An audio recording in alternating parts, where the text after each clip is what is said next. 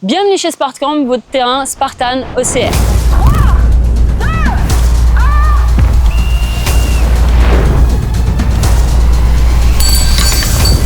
Aujourd'hui, on va parler de la tyrolienne, un obstacle que vous retrouverez surtout sur les 21 km en course, sur les pistes.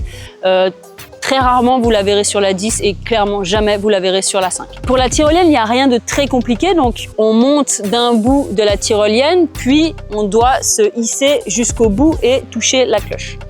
En course, elle sera très basse. Il se peut que votre dos frôle le sol. Ça n'a pas d'incidence tant que les 4 membres restent sur la corde, il n'y a aucun problème. On voit souvent sur cet obstacle des énormes brûlures. Petit fil à Lara, on pourra couper.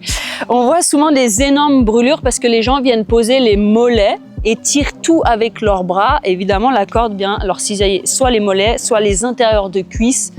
À peu près tout ce qui frotte va être brûlé.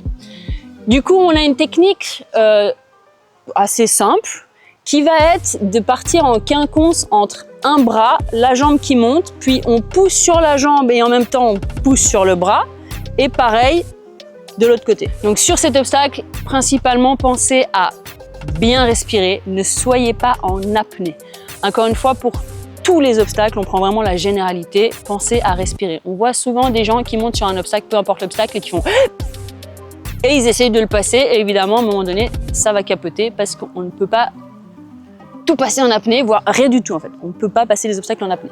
Donc sur cet obstacle, on peut vraiment être rapide. En fait, il faut juste avoir la bonne amplitude et respirer correctement comme Chris vous l'a dit précédemment. Donc je vous montre, talon d'Achille, je vais chercher la main le plus loin possible et je ramène le pied le plus proche possible. Je viens pousser avec ma jambe gauche en extension complète et aller chercher la main le plus loin possible. En faisant ça, je peux tout à fait discuter avec vous sans me fatiguer et ainsi franchir l'obstacle avec facilité et sans me brûler les jambes. Vous l'aurez compris, cet obstacle peut être très facile. Si vous suivez notre technique, vous verrez, vous pourrez le passer très facilement.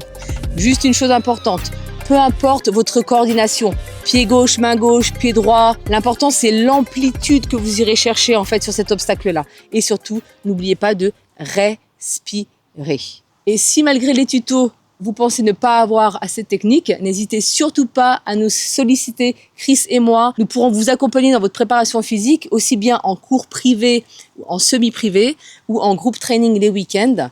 Et n'oubliez pas aussi, vous pouvez parfaire votre grip avec le programme 100% grip. Et le lien est dans la description. À toi de jouer.